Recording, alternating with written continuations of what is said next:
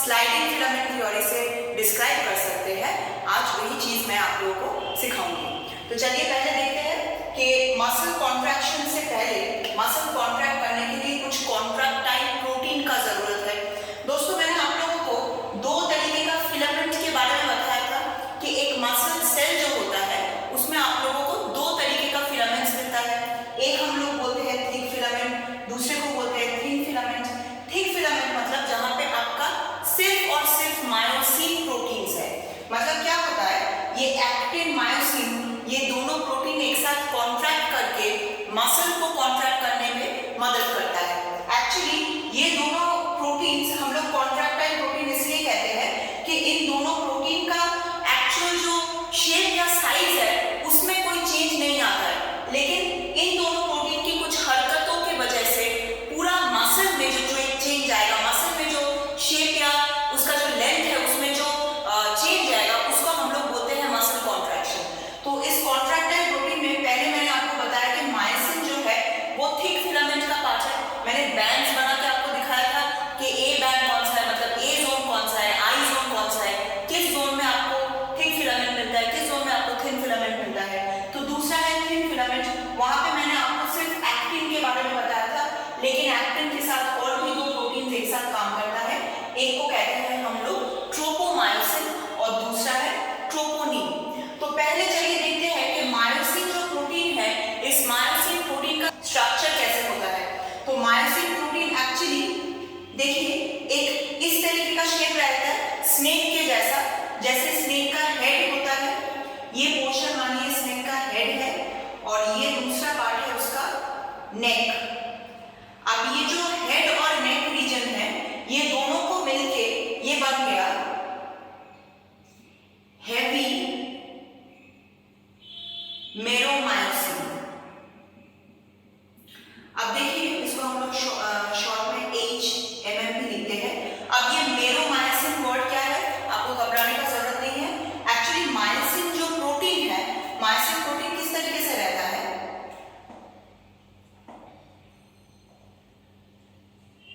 ये मायोसिन का जो मैंने थिक फिलामेंट्स आपको दिखाया था उसमें मायोसिन प्रोटीन इस कलर अरेंज रहता है।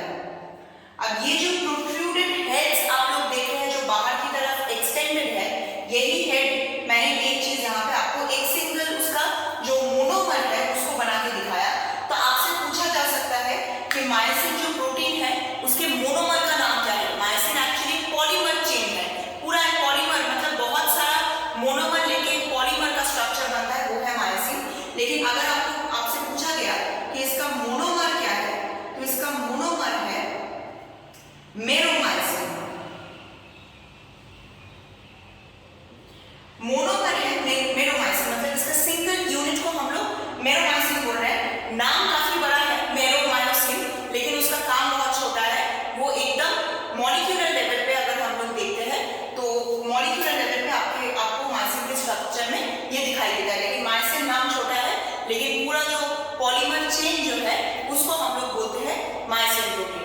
तो आप इस तरीके से इसको याद रख सकते हैं। तो अभी देखिए ये जो स्नेक वाला पूरा बॉडी का जो हेड वाला रीजन था, नेक वाला रीजन था, ये पोर्शन को इसीलिए हम लोग कहते हैं हेवी मेरोमायोसिन। मतलब हेड और नेक मिलके थोड़ा सा हेवी स्ट्रक्चर फॉर्म कर रहा है।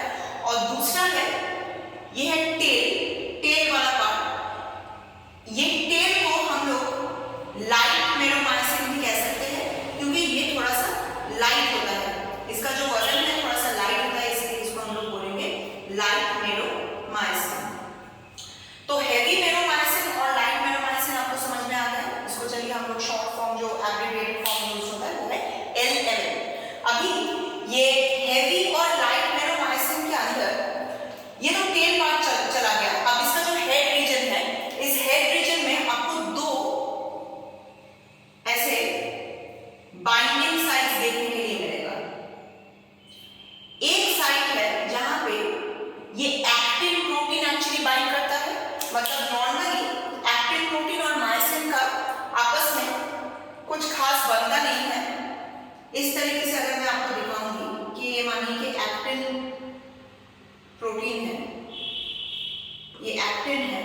अब ये एक्टिन के साथ मायोसिन का ये जो हेड्स है ना, ये जुड़ जाता है ड्यूरिंग मसल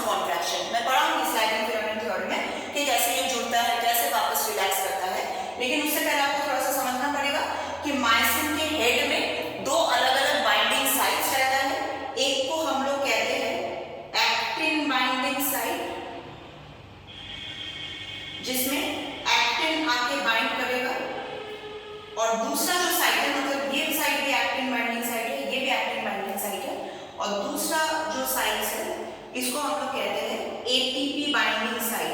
अब देखिए, जब स्लाइडिंग फिलामेंट थ्योरी के टाइम में जब मसल कॉन्ट्रैक्शन हो रहा है, स्लाइड कर रहा है, मतलब मायोसिन और एक्टिन एक दूसरे के ऊपर स्लाइड कर रहा है, स्लाइडिंग के टाइम मायोसिन को एक्टिन के साथ बाइंड करने के लिए ढेर सारा एनर्जी का जरूरत होता है, तो उसको एटीपी तो चाहिए ना, तो अब एटीपी यूटिलाइज करने के लिए एटीपी को कहीं पे बाइंड करना पड़ेगा। तो ये वो रीजन है, ये वो पोर्शन है जिसको हम लोग कहते हैं एटीपी बाइंडिंग साइट, जहां पे मायोसिन और एक्टिन बाइंड करने के लिए जो एटीपी जरूरत होगा वो एटीपी इस हिस्से में जाके आके बैठेगा और जो आगे का जो प्रोसेस है वो कंटिन्यू करेगा। तो ये आपका रहा पूरा मायोसिन का स्ट्रक्चर। तो मैं फिर से आपको एक चीज दोहरा देना चाहती हूँ कि मायोसिन में मोनोमर जो है वो है, उसका नाम है मेरोमायोसिन, और ये थोड़ा सा स्पेलिंग गलत हो गया, ये आपका होगा मेरोमायोसिन, एन होगा। तो एक रहा आपका मोनोमर जिसको हम लोग कहते हैं मेरोमायोसिन, और दूसरा जो बात आपको याद रखना है, मेरोमायोसिन एक सिंगल मेरोमायोसिन इस तरीके का एक डाइमर फॉर्म करके रखता है। देखिए दोनों का हेड एक साथ है, एक स्नेक जैसा पैटर्न फॉर्म किया, स्नेक का जैसे बॉडी होता है उसका पैटर्न फॉर्म किया, जो टेल है वो टेल रीजन क्या है, एक दूसरे के साथ थोड़ा सा कॉइल्ड रहता है। अभी यहाँ पे मेरोमायोसिन का ये रहा आपका हेड और नीचे आपका है नेक। अब ये हेड और नेक रीजन मिलकर आपका क्या तैयार हुआ, हेवी मेरोमायोसिन, जो थोड़ा सा भारी है, बाकी तो सिर्फ टेल है, उसमें तो ज्यादा वजन आने वाला नहीं है, तो वो आपका लाइट मेरोमायोसिन का पार्ट है। तो हेवी मेरोमायोसिन में हेड जो रीजन है वहां पर आपको दो बाइंडिंग साइट्स मिलता है, एक है एक्टिन बाइंडिंग साइट जहां पे एक्टिन प्रोटीन बाइंड करने वाला है, दूसरा है आपका एटीपी बाइंडिंग साइट के एक्टिन को बाइंड करने के लिए जो एटीपी एक्सपेंडिचर होता है वो कहां पे बाइंड करेगा, वो इस साइड पे बाइंड करता है। तो अभी चलिए ये तो हम लोग को पता चल गया। अब थोड़ा सा एक्टिन का स्ट्रक्चर देख लेते हैं, और उसके साथ साथ मैं बताऊंगी ट्रोपोनिन और ट्रोपोमायोसिन ये दोनों मॉलिक्यूल्स कहां से आ रहे हैं और इसका क्या काम है। तो स्ट्रक्चर पहले थोड़ा सा जान लेते हैं। स्ट्रक्चर जानने के लिए देखिए, ये जो एक्टिन प्रोटीन्स मैंने ऑलरेडी यहाँ पे बनाया है, इसमें एक्टिन के मोनोमर्स को हम लोग कहते हैं जी एक्टिन। जैसे मायोसिन के मोनोमर को हम लोगों ने कहा मेरोमायोसिन, वैसे एक्टिन के जो मोनोमर्स है, ये मैंने यहाँ पे लिख दिया, एक्टिन का जो मोनोमर्स है उसका नाम है जी एक्टिन। अब बहुत सारा जी एक्टिन एक साथ पॉलीमर बनाएगा, यहाँ पर भी तो मेरोमायोसिन का पॉलीमर ही बन रहा है ना, फिर आपको मायोसिन मिल रहा है, यहाँ पे भी आपको जी एक्टिन का पॉलीमर बनते हुए दिखेगा। आप लोग देखेंगे एक पॉलीमर बन रहा है, तो ये जो पॉलीमर है इस पॉलीमर को हम लोग कहते हैं एफ एक्टिन। जब ये पॉलीमर बन जाता है, ये आपका रहा सिंगल जो ग्लोब्यूलर प्रोटीन है, ये ग्लोब्यूलर प्रोटीन है, ग्लोब्यूल्स जैसा है, तो आप कैसे याद रखेंगे, एक सिंगल ग्लोब्यूल है, ग्लोब्यूल जैसा है, इसलिए उसको हम लोग कहेंगे जी एक्टिन, जो एक्टिन का मोनोमर है। लेकिन एक्टिन का पॉलीमर जो बनता है, ये देखिए बहुत सारा जी एक्टिन एक साथ कंबाइन करके आपका एफ एक्टिन बना रहा है। एफ एक्टिन आप लोग ऐसे याद रख सकते हैं कि ये फुल एक्टिन है, मतलब पूरा का पूरा एक्टिन है, पॉलीमर है, तो उसको एफ एक्टिन कहा जाता है, या आप लोग ऐसे याद रख सकते हैं कि ये फुल एक्टिन पॉलीमर है, इसलिए हम लोग एफ एक्टिन से एफ से याद रख सकते हैं। ये चीज हो गया, तो आपको जी एक्टिन समझ में आ गया, आपको एफ एक्टिन समझ में आ गया। अभी ट्रोपोमायोसिन क्या है, देखिए दोस्तों, ट्रोपोमायोसिन एक ऐसा स्ट्रक्चर है जो ये जो एफ एक्टिन है इसको बाइंड करके रखता है। ये जो एफ एक्टिन है इसको बाइंड करके रखेगा कुछ इस तरीके से इसको बाइंड करके रखता है। तो ट्रोपोमायोसिन का काम है ये ट्रोपोनिन और एक्टिन, मतलब ये एफ एक्टिन, आपने जो ये एफ एक्टिन तैयार किया यहाँ पे, एफ एक्टिन को अगर ट्रोपोमायोसिन से हम लोग बाइंड करके रखते हैं तो वो इकट्ठा एक जगह पे रहता है। अभी उसके साथ आपको कुछ ट्रोपोनिन प्रोटीन्स भी दिखाना है, तो ट्रोपोनिन प्रोटीन्स एक्चुअली कहाँ पे होता है, ट्रोपोनिन इस तरीके से बैठा रहता है। यहाँ पे हम लोगों को तीन ट्रोपोनिन प्रोटीन्स मिलता है। मैं आपको तीन ट्रोपोनिन प्रोटीन्स के नाम भी बताऊंगी।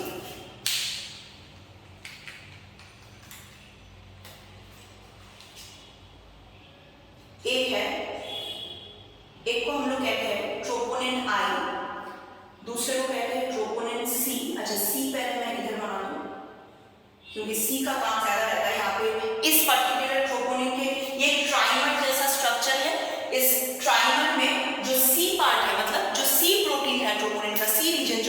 वहाँ पे कैल्शियम आयन आके बाइंड करेगा ड्यूरिंग मसल कॉन्ट्रैक्शन। दूसरा आपका एक होता है टी ट्रोपोनिन, मतलब एक्चुअली ट्रोपोमाइसिन ट्रोपोनिन का जिस हिस्से से बाइंड किया हुआ रहता है। ये देखिए, ये जो ट्रोपोमाइसिन मैंने यहाँ पे दिखाया ब्लैक कलर का, इसके साथ तो ट्रोपोनिन बाइंड किया हुआ है ना। अब ट्रोपोनिन के कौन से हिस्से से बाइंड होगा? ये टी ट्रोपोनिन वाला हिस्से से। टी मतलब एक्चुअली ट्रोपोमाइसिन, टी मतलब ट्रोपोमाइसिन। तो ट्रोपोमाइसिन के जिस हिस्से के साथ, मतलब ट्रोपोनिन का जिस हिस्से के साथ ट्रोपोमाइसिन एक साथ जुड़ा हुआ रहेगा, उसको हम लोग बोलते हैं टी ट्रोपोनिन। हो गया। अब तीसरा है ट्रोपोनिन आई। अब सारा का सारा जो ट्रोपोनिन का जो यूनिट्स है, इसके बारे में मैं आपको ड्यूरिंग मसल कॉन्ट्रैक्शन बताने वाली हूँ कि काम क्या होता है। तो ये रहा आपका फुल थिक और थिन फिलामेंट का स्ट्रक्चर। आपको सिर्फ मोनोमर्स के नाम याद रखने हैं, आपको ज्यादा कुछ नहीं करना है। मोनोमर्स के नाम आप याद रखेंगे इधर, और आपको हेड और नेक रीजन जो HMM फॉर्म कर रहा है और दूसरा जो टेल रीजन है वो LMM फॉर्म कर रहा है, ये याद रखना है। यहाँ पे एक्टिन का मोनोमर का नाम क्या है? जब सारे मोनोमर एक साथ जुड़ जाते हैं उसका नाम क्या होता है? कौन सा प्रोटीन चेन के तरह आपका ये जो एक्टिन प्रोटीन है, एफ एक्टिन है, उसको घेर के रखता है, सराउंड करके रखता है। And which protein is directly attached with the ट्रोपोमाइसिन protein. ये सब छोटा छोटा एमसीक्यूज आपके यहाँ पे आने वाला है। देखिए, एक एक क्वेश्चन में आपका 4 मार्क्स रहता है।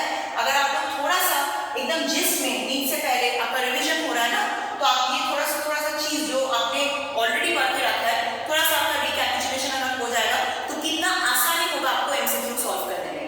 तो चलिए, इसके बाद मैं आपको मेन जो टॉपिक है आज का, उसके अंदर हम लोग घुसते हैं।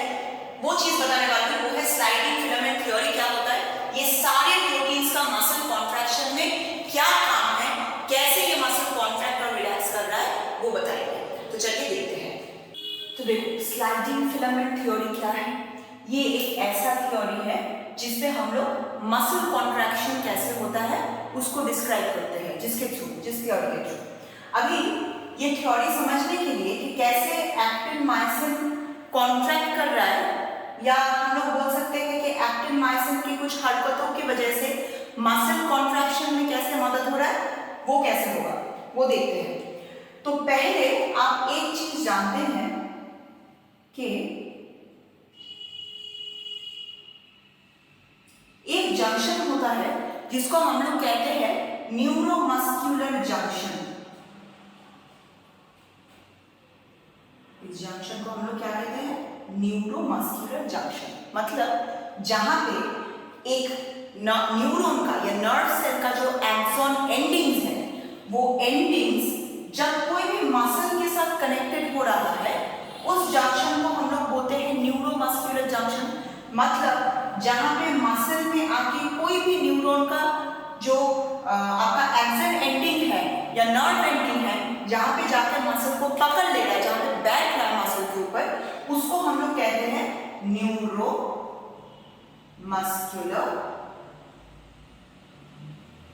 जंक्शन। अब ये न्यूरोमस्कुलर जंक्शन में क्या होने वाला है? यहाँ पे तो आपको 2 बातों का ध्यान देना पड़ेगा। पहली बात है ये कि आपको मालूम है कि हमेशा हमको जो नर्व एंडिंग्स होता है, उस नर्व एंडिंग्स के अंदर कुछ वेसिकल्स रहता है, जिस वेसिकल्स को हम लोग कहते हैं क्या?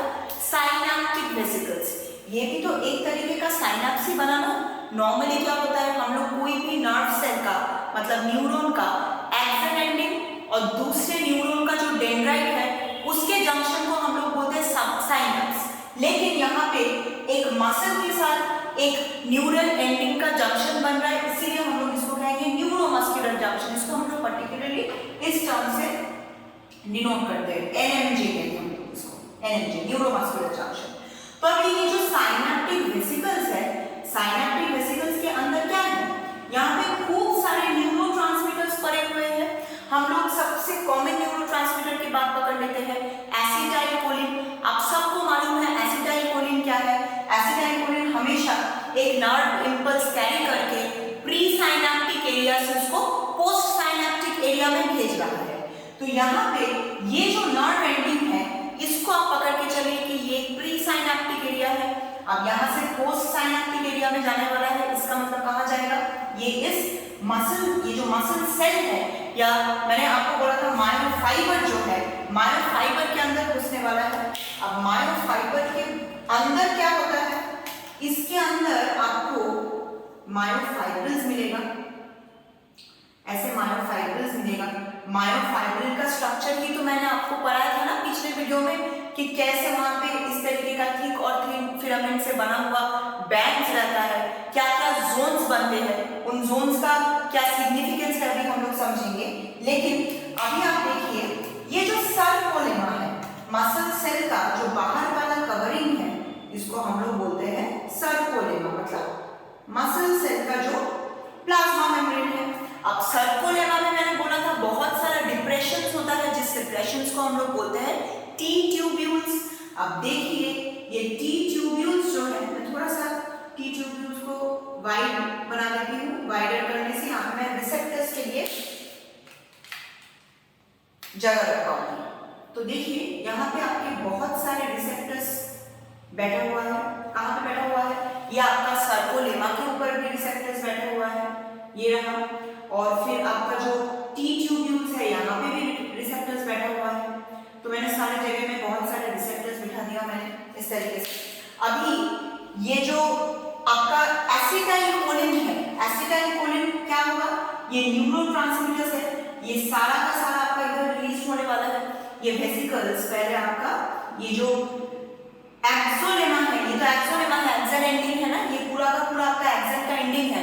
तो एक्सोलेमा जो है, एक्सन का जो प्लाज्मा मेम्ब्रेन है, पहले उससे फ्यूज करेगा, फिर वहां से रप्चर होके सारा एसिटाइलकोलिन, ये जो क्लेफ्ट होता है, साइनेप्टिक क्लेफ्ट भी कहते हैं हम लोग, यहाँ पे आपका डिस्ट्रीब्यूटेड होगा, मतलब रिलीज होगा। रिलीज होके ये जो रिसेप्टर्स है, ये रिसेप्टर्स के साथ बाइंड करेगा। ये तो करना है, क्योंकि रिसेप्टर्स का काम होता है ये एसिटाइलकोलिन्स को, उन लोगों का जो वो लोग जो एसिटाइलकोलिन जो इंपल्स कैरी करके ला रहा है, उसको दूसरी ओर हम लोग फेंक दें। तो रिसेप्टर का यही काम होता है कि एक एक करके एसिटाइलकोलिन अपने रिसेप्टर के साथ पकड़ेगा और दूसरे जो आपका जहां पे भी जाना है, मसल में जाना है या दूसरे डेंड्राइट में जाना है, न्यूरॉन में जाना है, तो वहां पे छोड़ देगा। ये तो सीधी सी बात है, हम लोग को मालूम है। अभी जब आपका स्टिमुलस यहाँ पे पहुंचा, मतलब जब एसिटाइलकोलिन रिलीज हुआ, तब सारा का सारा एसिटाइलकोलिन आपका रिसेप्टर में जाके बाइंड कर गया। अब क्या करेगा? रिसेप्टर में बाइंड करने से ही जो दूसरा स्टेप होता है वो बहुत इंपॉर्टेंट है, वो है सोडियम आयंस का यहाँ पे अंदर घुसना। हम लोगों को मालूम है सेल मेम्ब्रेन में बहुत सारे चैनल्स भी रहता है, जिसको हम लोग बोलते हैं सोडियम चैनल्स। बहुत सारे इस तरीके का चैनल्स रहता है, जिस चैनल्स को हम लोग बोलते हैं sodium channel, sodium potassium pump कहते हैं। तो देखिए आप लोग डेफिनेटली जो नर्व इंपल्स कंडक्शन जहाँ पे आप लोग पढ़े थे, वहां पे आप लोगों ने एक चीज देखा है कि नॉर्मली क्या होता है, कोई भी सेल पोलराइज्ड स्टेट में रह सकता है। डीपोलराइजेशन का ये जो चीज है, ये बहुत ही कम सेल्स में हम लोग देखते हैं। दोनों का दो सेल का ऐसा एग्जाम्पल आपको मालूम है, एक है मसल सेल जो पोलराइज्ड से डीपोलराइज्ड स्टेट में जा सकता है, और एक है नर्व सेल जो पोलराइज्ड स्टेट से डीपोलराइज्ड स्टेट में जा सकता है। तो अभी जब आपका स्टिमुलस यहाँ पे पहुंच गया, जब वो मेम्ब्रेन को हिट किया, तब एक यहाँ पे सारा जो सोडियम चैनल्स है, सोडियम पोटेशियम जो पंप्स है, वो पंप्स और भी ज्यादा एक्टिव हो गए, क्योंकि आपको खूब सारा सोडियम आयंस ये जो साइटोप्लाज्म है, ये सर्कोलेमा है, तो इसका अंदर क्या होगा? साइटोप्लाज्म होगा। तो मसल सेल के साइटोप्लाज्म को क्या बोलते हैं? सर्कोप्लाज्म। तो बहुत सारा सोडियम आयंस आपका सर्कोप्लाज्म में घुस रहा है, घुसे जा रहा है, बहुत सारा आपने खूब सारा सोडियम आयंस क्या किया, ये जो सर्कोप्लाज्म है इसके अंदर छोड़ दिया। क्यों? क्योंकि आपका अभी ये जो मसल सेल है ये डीपोलराइज्ड हो चुका है, इसको झटका लग गया। जब भी एक करंट आया, ये इंपल्स है ना, तो ये जब भी इंपल्स इसको हिट कर रहा है तो इसको झटका लग जा रहा है। तो झटके की वजह से क्या हो रहा है, इसके ऊपर जितने भी चैनल्स है, जो सोडियम पोटेशियम के जितने भी पंप्स है, सारे पंप्स खुल गए। अब वो क्या करेगा? बहुत सारा सोडियम आपका ये जो सर्कोप्लाज्म है, मसल सेल का जो सर्कोप्लाज्म है, वहां पे घुसा देगा। तो जितना सोडियम अंदर घुसेगा सेल के लिए उतना अच्छा, मतलब इसका मतलब सेल जो है वो एक्साइटेड हो चुका है, पोलराइज्ड से डीपोलराइज्ड स्टेट में पहुंच चुका है। अब जब डीपोलराइजेशन हुआ, जितना सोडियम आयन घुसेगा उतना फास्ट आपका न्यूरोट्रांसमीटर्स, ये जो रिसेप्टर्स है उसके साथ बाइंड करता रहेगा, और जितना जल्दी न्यूरोट्रांसमीटर्स रिसेप्टर्स पे बाइंड करेगा उतना ज्यादा सोडियम आयंस घुसता रहेगा। मतलब एक के साथ दूसरा, ये जो दो प्रोसेस, दो जो स्टेप्स है, एक के साथ दूसरा लिंक है।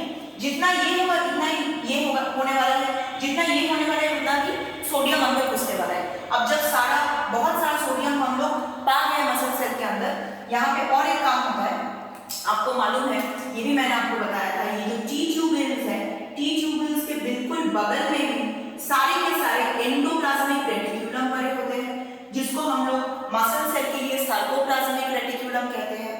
अब सार्कोप्लाज्मिक रेटिक्यूलम में ये जो टी ट्यूब्यूल्स जो थोड़ा बहुत उसको टच कर रहा है, जब ये टी ट्यूब्यूल्स के रिसेप्टर में एसिटाइल कोलिन आके बाइंड किया, तब धीरे धीरे टी ट्यूब्यूल्स ये स्टिमुलस जो है, इस स्टिमुलस को कहां पे भेजेगा? एंडोप्लाज्मिक रेटिक्यूलम, मतलब सार्कोप्लाज्मिक रेटिक्यूलम में भेजेगा। आपको समझ में आया? पहले एसिटाइल कोलिन स्टिमुलस आया, इधर से स्टिमुलस आया, चलिए इधर से स्टिमुलस आ गया। आने के बाद ये स्टिमुलस एसिटाइल कोलिन का जो वेसिकल्स है, साइनेप्टिक वेसिकल्स को धक्का दिया, अब उसको जगा दिया कि मैं आ गया हूं, अभी तुम लोग को निकलना पड़ेगा मुझे लेके। तो चलिए एसिटाइल कोलिन सारा इंपल्स के साथ बाइंड करके धीरे धीरे साइनेप्टिक वेसिकल यहाँ पे फ्यूज करके सारे के सारे एसिटाइल कोलिन रिलीज हो रहे हैं। जितना एसिटाइल कोलिन रिलीज हो रहा है उतना रिसेप्टर पे बाइंड कर रहा है, जितना रिसेप्टर पे बाइंड कर रहा है उतना ही सेल पोलराइज्ड से डीपोलराइज्ड कंडीशन में जा रहा है। जितना डीपोलराइज्ड कंडीशन में जाएगा उसका मतलब बहुत सारा सोडियम आयन अंदर भेजेगा। तो स्टेप्स आपको सीक्वेंस याद हो गया। अभी जब ये टी ट्यूब्यूल्स फाइनली ये जो इंपल्स है, जब ये इंपल्स ईआर को भी स्टिमुलेट करता है, मतलब फर्स्ट में क्या होता है, ये टी ट्यूब्यूल्स इंपल्स से स्टिमुलेटेड हुआ, फिर the T tubules in turn stimulates the sarcoplasmic reticulum. Once the sarcoplasmic reticulum gets impulse, मतलब जब उसको इंपल्स मिल गया, जब वो एक्साइटेड हो गया, gets excited then or it gets stimulated, then it will release the calcium ions in the sarcoplasm. ढेर सारा कैल्शियम आयन ये सार्कोप्लाज्म में छोड़ने वाला है। तो देखिए ढेर सारा कैल्शियम आयन ये अपने सार्कोप्लाज्म में छोड़ रहा है, मानिए कि बहुत सारा कैल्शियम आयन ये छोड़ रहा है सार्कोप्लाज्म में। अभी क्या होगा? अभी आपको मालूम है कि मसल सेल के अंदर माइक्रोट्यूब्यूल्स रहता है, एक्टिन मायोसिन रहता है। तो ये माइक्रोट्यूब्यूल्स के अंदर जो मतलब मायोफाइब्रिल्स बोलते हैं, माइक्रोट्यूब्यूल्स नहीं बोलेंगे, मायोफाइब्रिल्स, सॉरी मैंने गलत टर्म यूज किया, मायोफाइब्रिल्स हम लोग कहेंगे यहाँ पे। तो मायोफाइब्रिल्स के अंदर जो एक्टिन मायोसिन है, अब एक्टिन मायोसिन का क्या काम रहेगा चलिए देखते हैं। तो वो बताने से पहले मैं थोड़ा सा इसको मिटा देती हूँ।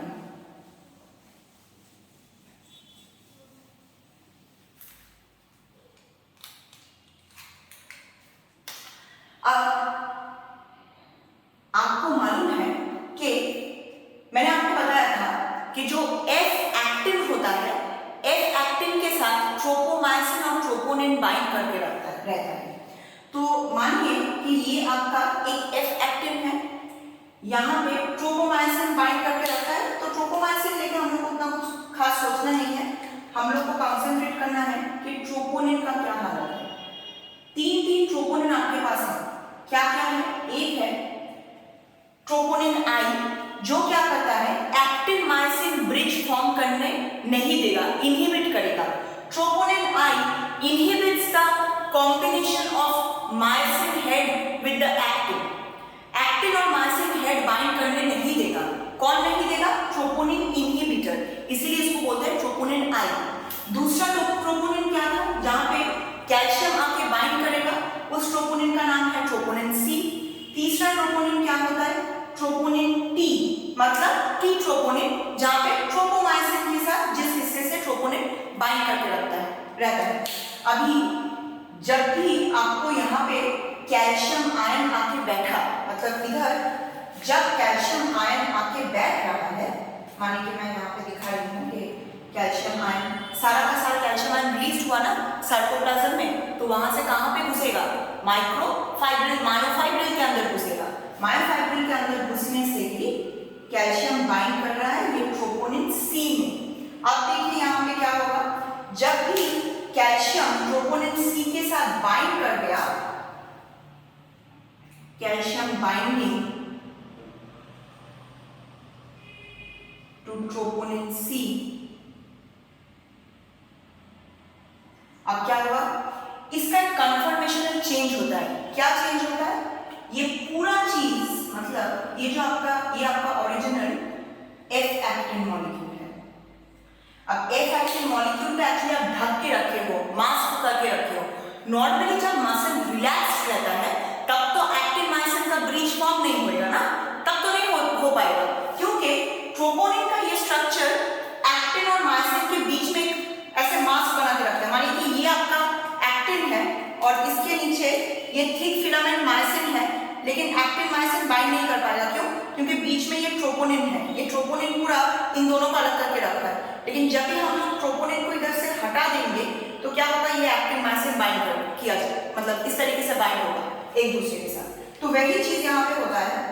तो जब भी यहाँ पे कैल्शियम बाइंड कर गया, ये पूरा चीज, ये जो ट्रोपोनिन का पूरा ट्राइमर है, ये हट जाएगा अपने रास्ते से।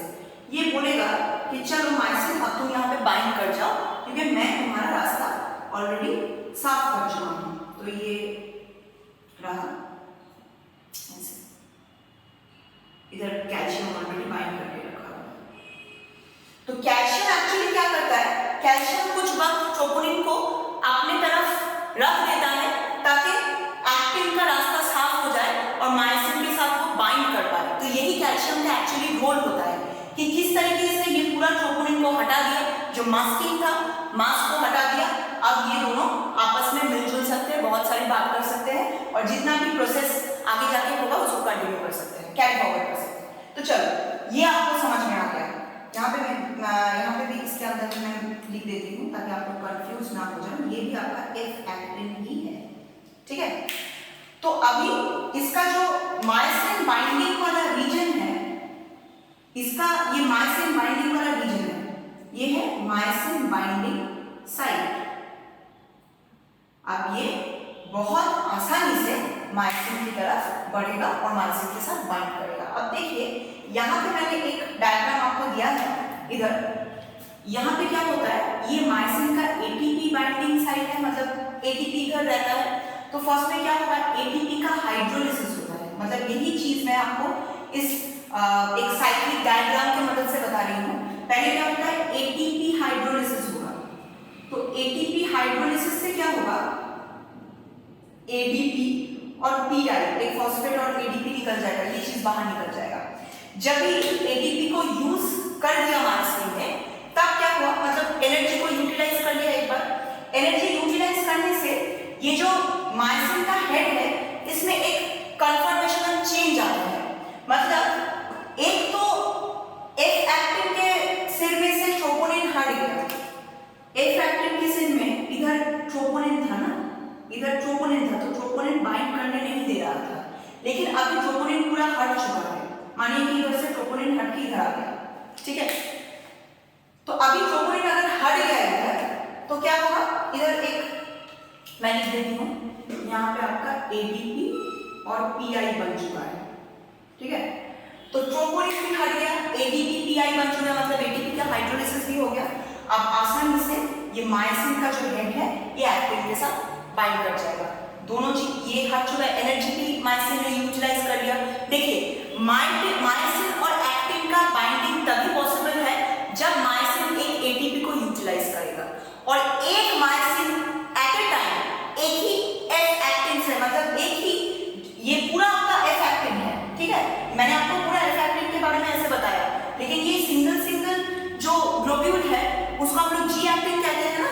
तो अब वो आपको याद रखना है कि एक ही ग्लोब्यूल से वो बाइंड कर सकता है, एक्टिन का एक ही जी एक्टिन के साथ ये जो मायोसिन का हेड है वो बाइंड करेगा। तो अभी जब बाइंडिंग हो गया, तो मानिए कि एक एक्टिन का एक हिस्सा मायोसिन ने पकड़ लिया, मानिए कि यहाँ पे पकड़ चुका है। ये मायोसिन और एक्टिन का ये जो ब्रिज है, ये ब्रिज को हम लोग बोलते हैं क्रॉस ब्रिज। ये क्रॉस ब्रिज ऑलरेडी फॉर्म हो चुका है, फॉर्म करना इनिशिएशन हुआ है, क्रॉस ब्रिज फॉर्म करने का स्टार्ट हुआ है। अब ये क्रॉस ब्रिज जब तैयार हो गया तब बाइंडिंग आसान हो गई। लेकिन इस स्टेप में जाके क्या होगा, मानिए पहले आपका इस तरीके से सारा मायोसिन था, अब ये एक्टिन है, अब एक्टिन मायोसिन बाइंड कर रहा है। अब मायोसिन क्या करेगा, हर बार एक बार करके एक्टिन को अपनी तरफ खींचेगा। जैसे हम लोग मानिए कि कोई रस्सी पकड़ के खींचते हैं ना, तो हम लोग कैसे खींचते हैं, मानिए कि रस्सी को ऐसे पकड़े हैं, पहले थोड़ा सा खींचे, फिर हम लोग इस तरीके से और एक सर पकड़े, उसका और एक साइड पकड़ के वापस एक बार खींचे, फिर और एक साइड पकड़ के वापस एक बार खींचे। तो इस तरीके से मायोसिन भी वही चीज करता है। इसको हम लोग पावर स्ट्रोक भी कहते हैं कि एक एटीपी बाइंड कर रहा है और उसके साथ साथ एक बार एटीपी बाइंड किया, पहले वाला एक्टिन जो है उसको छोड़ दिया, फिर दूसरे एक्टिन को पकड़ लिया। मतलब जितना बार वो पहले बार पिछले वाला एक्टिन को छोड़ रहा है और दूसरा एक्टिन पकड़ रहा है, अब देखिए एक्टिन ये जो थिन फिलामेंट्स है ये नजदीक आता जाएगा। आपको समझ में आया ना मैं क्या बोल रही हूँ? रस्सी है, रस्सी को आप पकड़ के अपनी तरफ खींच रहे हैं। तो जितना ज्यादा आप रस्सी को खींचेंगे, पूरा रस्सी का तो एकदम ये जो स्टार्टिंग पॉइंट है वहां से आप खींच के उसका एंड भी आप अपने पास लेके आ जाएंगे थोड़ी देर बाद। तो यही चीज होता है, जब मायोसिन एक्टिन को खींचता रहता है तो एक्टिन भी स्लाइड करते हुए, इस तरीके से स्लाइड करते हुए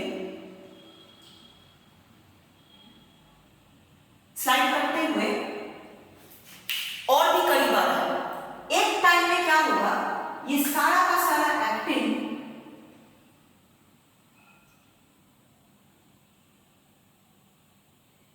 खींचता हुआ एकदम मायोसिन, सारा का सारा एक्टिन ब्रिज फॉर्म कर देगा मायोसिन के साथ। मतलब सारा आपका सेंटर में आ गया। क्यों सेंटर में आ गया? क्योंकि एक्टिन मायोसिन ने खींच लिया है। इसके नीचे भी आपका मायोसिन है।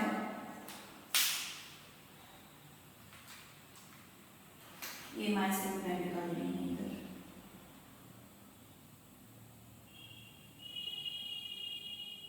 अब मायोसिन ने सारा एक्टिन खींच चुका है अपनी तरफ। अब देखो क्या होता है बच्चों, आप लोग जब एमसीक्यू सॉल्व करते हो तो कुछ इस तरीके का एमसीक्यू आप देखे होंगे जरूर कि ये जो जोन्स है, जोन्स में क्या चेंजेस होता है। जोन का चेंजेस बहुत इंपॉर्टेंट है। अच्छा, मैं पहले थोड़ा सा ये डायग्राम इधर कंप्लीट कर दूं आप लोगों के लिए। ये मायोसिन क्रॉस ब्रिज फॉर्म करके एक्टिन के साथ बाइंड कर दिया है। अब जब वापस ये कब तक ये प्रोसेस चलता रहेगा, कब तक ये प्रोसेस आपका चलता रहेगा? जब तक कैल्शियम ये ट्रोपोनिन सी को छोड़ नहीं देता। जब कैल्शियम ट्रोपोनिन सी को छोड़ दिया तब वापस ट्रोपोनिन एक्टिन के सामने आ जाता है, वापस वही मास्क लगाने के लिए। तो फिर एक्टिन मायोसिन का जो ब्रिज बना था वो छूट जाएगा और वापस सारे के सारे एक्टिन अपने जो ओरिजिनल उनका प्लेस था वहां पे चलाएगा। तो मैं बता रही हूं, पहले स्टेप्स यहां पे लिख दो कि यहाँ पे एटीपी हाइड्रोलिसिस हुआ है, यहाँ पे एक्टिन मायोसिन करीब आ रहे हैं और इसके बाद ये जो स्टेप है स्टेप 3, यहाँ पे बोल दे रही हूँ actin and myosin come closer.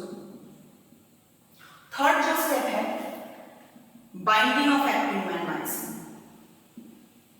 Actin myosin bind करके क्रॉस ब्रिज फॉर्म कर लिया। अब ये क्रॉस ब्रिज फॉर्म हुआ है। अब कितना क्रॉस ब्रिज, कैसे क्रॉस ब्रिज धीरे धीरे फॉर्म होता रहेगा, एक एक को पकड़ेगा। कैसे पकड़ेगा? पहले एटीपी के साथ बाइंड करेगा, जिसको हम लोग पावर स्ट्रोक कहते हैं। एक एटीपी से पहला वाला जो मायोसिन है वो एक एक्टिन को पकड़ लिया। अब दूसरे एक्टिन को पकड़ने से पहले और पहले वाले एक्टिन को छोड़ने से पहले वो क्या करेगा, वापस एक एटीपी पकड़ लेगा। उसको एनर्जी पहले चाहिए ना, तो एक एटीपी पकड़ लिया, फिर दूसरे एक्टिन को भी पकड़ा, फिर और एक एटीपी पकड़ा, फिर और एक एक्टिन को पकड़ा। इस तरीके से वो खींच रहा है एक्टिन को अपनी तरफ। तो क्या हो रहा है, एक्टिन और मायोसिन धीरे धीरे स्लाइड होता रहेगा इस तरीके से। तो स्लाइड होते देखिए स्लाइडिंग, ये जो स्लाइडिंग हो रहा है जिसके लिए हम लोग उसको स्लाइडिंग फिलामेंट थ्योरी कहते हैं।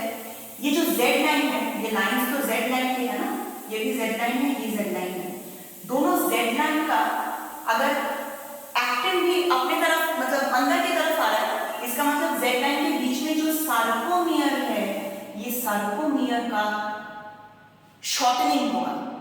एक्टिन मायोसिन फिलामेंट का लेंथ का कोई चेंज नहीं हो रहा है, वो लोग सिर्फ अंदर की तरफ आ रहे हैं, बीच में आ रहे, सेंटर में आ जा रहे हैं। एक टाइम ऐसा होता है कि सारे के सारे एक्टिन मायोसिन एक ही लाइन में आ रहे हैं, क्योंकि वो लोग स्लाइड करके आ चुके हैं। कभी कभी क्या होता है, एक एक्टिन के ऊपर दूसरा एक्टिन इस तरीके से उठ भी जा सकता है, ओवरलैप कर देगा एक के ऊपर दूसरा, ऐसा होता है। इतना ज्यादा कॉन्ट्रैक्टेड अगर हो गया, एक एक्टिन के ऊपर दूसरा एक्टिन उठ जाता है, ओवरलैप कर जाता है। लेकिन इससे सार्कोमियर का जो लेंथ है वो छोटा होगा, लेकिन आपका जो मतलब थिक एंड थिन फिलामेंट्स है, मतलब एक्टिन मायोसिन है, उसके लेंथ में कोई चेंजेस नहीं आता है। तो उस एमसीक्यू के बारे में मैं आपको बताऊंगी। तो ये चीज आपको समझ में आना, ये साइकिल कैसे होता है।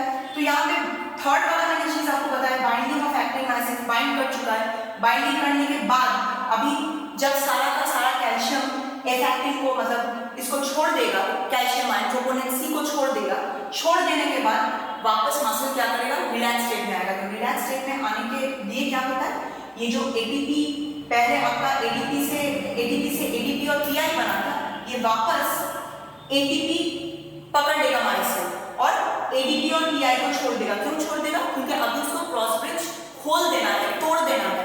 तो तोड़ने से पहले ये जो लास्ट पॉइंट है, एक्टिन मायोसिन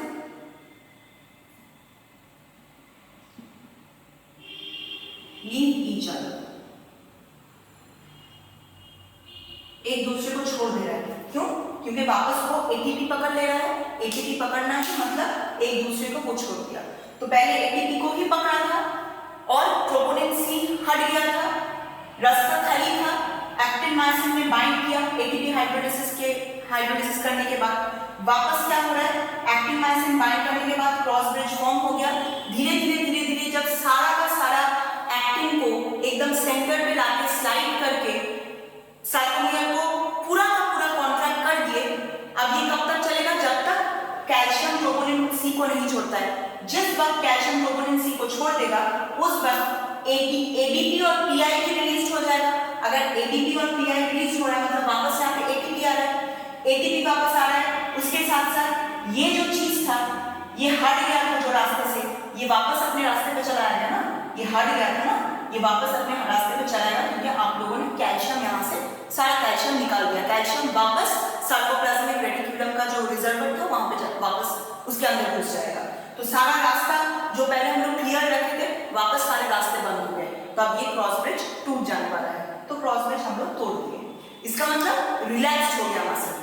अभी फाइबर्स का क्या चेंज होता है, मतलब जो मसल फाइबर्स नहीं बोलेंगे, मतलब जो फिलामेंट्स है, डार्क बैंड्स, लाइट बैंड्स, उसके साथ साथ जो ए जोन होता है, एच जोन होता है, उसका क्या चेंजेस होता है वो थोड़ा सा आपको ध्यान रखना है। तो चलिए जोन के चेंजेस के बारे में बताते हैं। तो देखो बच्चों, हम लोग एकदम इस टॉपिक के अंत में आ चुके हैं। अभी तुमको क्या जानना पड़ेगा कि H zone, A band, I zone या जो सार्कोमियर रीजन है, इसमें किसका आफ्टर मसल कॉन्ट्रैक्शन किस जोन का लेंथ अफेक्टेड हो रहा है। तो यहाँ पे देखो बच्चों, ये जो मैंने मसल, ये जो फाइबर यहाँ पे बनाया, मतलब मसल सेल बनाया, मायोफाइब्रिल बनाया। तो मायोफाइब्रिल के अंदर ये सारे जो रेड कलर के स्ट्रक्चर्स हैं, तुमको मालूम है ये एक्टिन फिलामेंट्स है। एक्टिन फिलामेंट्स कॉन्ट्रैक्शन के दौरान एकदम बिल्कुल नजदीक आ गया मायोसिन के साथ क्रॉस ब्रिज बनाने के लिए। अच्छा, अभी ये जो नॉर्मली मसल जब रिलैक्स्ड स्टेट में रहता है, रिलैक्स स्टेट में जब मसल रहता है और ये जब कॉन्ट्रैक्टेड स्टेट में रहता है, तो क्या फर्क होता है यहाँ पे। कॉन्ट्रैक्टेड जब रिलैक्स रहेगा, रिलैक्स में तो बहुत आसान है। रिलैक्स में क्या है, तुमको दिख रहा है यहाँ पे एच जोन है। मैंने एच जोन के बारे में क्या बताया था, एच जोन में आपको सिर्फ और सिर्फ ओनली डार्क बैंड्स मिलेगा, सिर्फ डार्क बैंड। देखो ये एच जोन है ना, तो ये तो मायोसिन से बना हुआ है, इसमें आपको कोई भी लाइट बैंड का पार्ट नहीं मिलेगा। इसको हम लोग कहते हैं dark band, only dark band वाला पार्ट। अब ये जो एंड है, ए बैंड है, ए बैंड में आपको बोथ लाइट एंड डार्क वाला हिस्सा मिलता है, both light and dark band मिलता है। देखो ये ओवरलैप हुआ है ना, थोड़ा सा एक्टिन का थोड़ा सा हिस्सा तो मायोसिन के ऊपर आ ही जाता है, ब्रिज नहीं फॉर्म कर रहा है, लेकिन जस्ट एक के ऊपर दूसरा रह जाता है, इसीलिए both light and dark bands ये आपका ए बैंड या ए जोन में दिखता है। और एक जोन है जिसको हम लोग कहते हैं आई जोन, जहां पे आपको सिर्फ लाइट बैंड दिखेगा, ओनली लाइट बैंड। ये जो हिस्सा है सिर्फ एक्टिन वाला, जहां पे मायोसिन का कोई भी नामो निशान नहीं है, वहां पे तुमको सिर्फ लाइट बैंड मिलेगा। अब मसल कॉन्ट्रैक्शन में क्या हो रहा है? अब मसल कॉन्ट्रैक्शन में क्या क्या चेंज हो रहा है? ये तुम्हारा जेड लाइन है, ये भी दूसरा जेड लाइन है, दोनों जेड लाइन के बीच में तुम्हारा है सार्कोमेयर। अब तुमको क्या याद रखना है कि सार्कोमेयर का जो लेंथ होता है वो छोटा है, छोटा हो जाता है। क्यों? जब तुम सारा एक्टिन एक के साथ दूसरा एक्टिन अपने पास मतलब एक दूसरे के पास आ रहे हैं, तब जेड लाइन को भी तो अपनी तरफ खींच रहा है। तो जब जेड लाइन को अपनी तरफ खींच रहा है, तब जो सार्कोमेयर है वो छोटा हो जा रहा है। तो सार्कोमेयर को क्या लिखेंगे? सार्कोमेयर बिकम्स शॉर्टर, इसका लेंथ शॉर्ट हो जाएगा, ये आएगा, तुमसे पूछा जाएगा। अच्छा, अभी एक्टिन मायोसिन के लेंथ में कोई चेंज नहीं होता है। एक्टिन और मायोसिन में क्या हो रहा है? उसका लेंथ का तो कुछ नहीं हो रहा है, वो सिर्फ जब तुम रस्सी पकड़ के खींचते हो तो रस्सी का जो लेंथ है वो बढ़ जाता है या कम हो जाता है, कुछ नहीं होता है, रस्सी का लेंथ सेम रहता है। तो यहाँ पे भी एक्टिन मायोसिन का लेंथ सेम है, उसमें कोई अड़चन नहीं आई हुई है। मायोसिन एंड एक्टिन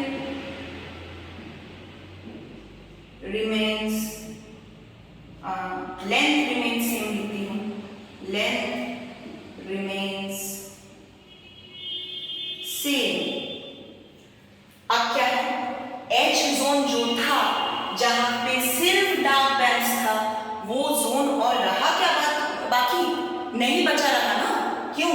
क्योंकि सारा एक्टिन मायोसिन के साथ क्रॉस ब्रिज फॉर्म करके सेंटर में आ चुका है। तो ऐसा तो कोई रीजन ही नहीं बचा after the contraction of the muscle, जहां पे आपको सिर्फ और सिर्फ ये डार्क बैंड्स नजर आते हैं, नहीं रहता है। तो एच जोन रिड्यूस्ड हो जाता है, वही लिखने वाली हूं, एच जोन रिड्यूस्ड नहीं रहता है, एच जोन डिमिनिश्ड हो जाता है।